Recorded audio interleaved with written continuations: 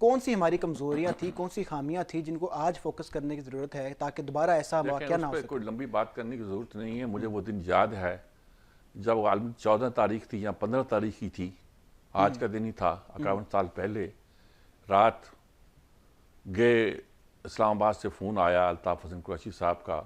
مجیب شامی اور میں اکٹھے بیٹھے ہوئے تھے اور فون کے جواب میں شامی صاحب نے بلک بلک کے رونا شروع کر دیا.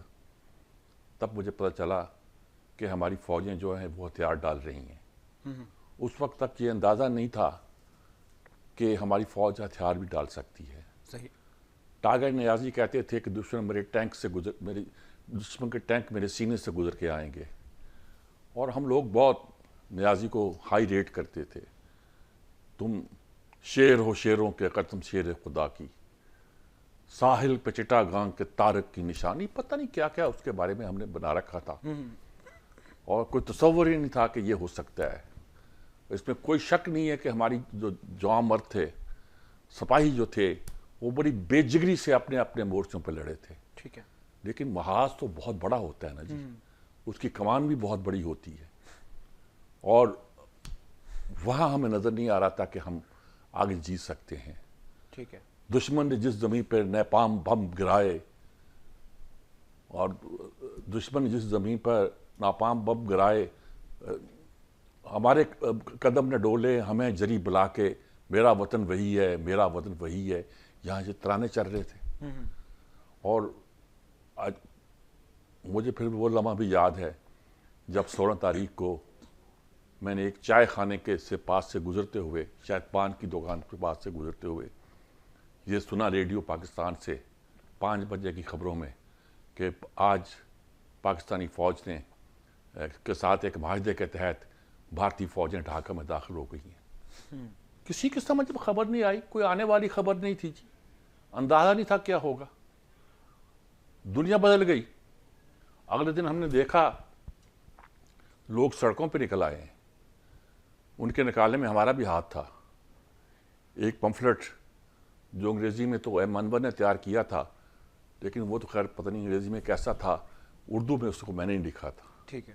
اور ہم نے لکھ کر اس کے سارے مسودے ہر چیز جلا کر اس کو تقسیم کیا تھا کہ سارے ٹولے کا استعفیٰ چاہیے ہمیں یحییٰ خان کے. ٹھیک ہے. اس وقت مار روڈ کا یہ حال تھا کہ وہ پمفلٹ بھی تقسیم ہو رہا تھا, اور لوگوں کا جذبہ ایک یہ تھا کہ ایک جیپ, فوجی جیپ جو واگا کی طرف جاتے ہوئے وہیں کئی ٹریفک میں پھنس گئی تھی, اس پر ایک شاید صوبے دار یا کچھ اسی رینک کا ایک افسر کھڑا تھا جس کا شاید ایک بازو کٹا ہوا تھا, اور وہ ایک بازو سے اشارے سے کہہ رہا تھا کہ اس طرف, اشارہ کر رہا تھا ہجوم کو کہ ہم اس طرف جانا چاہ رہے ہیں. اور یقین کیجئے کہ لوگ روتے روتے اس جیپ کو چوم رہے تھے. صحیح ہے. ڈھاکہ میں ہتھیار ڈال چکے تھے, لیکن 17 تاریخ کو لاہور کی مار روڈ پہ لوگ اس طرح دیوانہ وار جا رہے تھے کہ اس سپاہی کو کوئی خطرہ نہیں تھا جان کا. اس کے قدموں کو اگر پہنچ پاتا تھا جیپ کے تو وہی اس کو چومنے لگتا تھا. اور یہ وہی دن تھا جب گورنر ہاؤس پہ کھڑے ہو کر انہوں نے گراؤ کر دیا, اور یہاں نے پوچھا جی لوگ کیا مانگ رہے ہیں, اور جنرل عتیق نے کہا تمہارا سر مانگ رہے ہیں.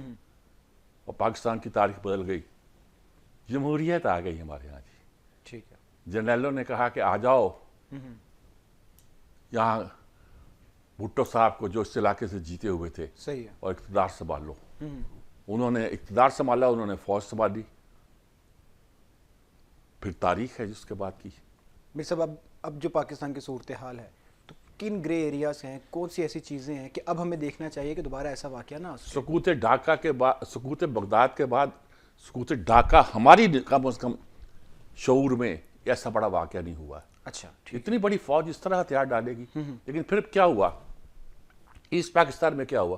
پہلے تو جن 3 لوگوں پہ الزام آتا ہے کہ انہوں نے فال آف ڈھاکہ کے ذمہ دار بنے, تینوں کی انجام عبرتناک ہوا, اندرا گاندھی سے لے کر شیخ مجیب تک, اور تیسرا نام وہ بھٹو کا لیتے ہیں. اس وقت ذرا اس نام کو دھیمے لہجے میں لیتا ہوں, اقتدار میں ہیں وہ لوگ. مجیب کی لاش پڑی ہوئی چند ماہ کے اندر ہی. صحیح ہے. اس وقت کیا ہوا, مارشل لگا وہاں نا, فوجی آئے نا جی وہاں, جنرل ضیاء الرحمان, جنرل ارشاد, پھر ان کی بیگمات دونوں کی وزیر اعظم رہی. یہ تھا وہاں کا جمہوری نظام جس کو اب ہم بنگلہ دیش ماڈل کہتے ہیں. صحیح ہے. اور پھر کیا ہوا؟ ٹھیک ہے. پھر ایک جس کو بنگلہ دیش ماڈل جو میں نے پہلے کہا ہے، لیکن بنگلہ دیش ماڈل اس کو کہا جاتا ہے کہ اس کی جگہ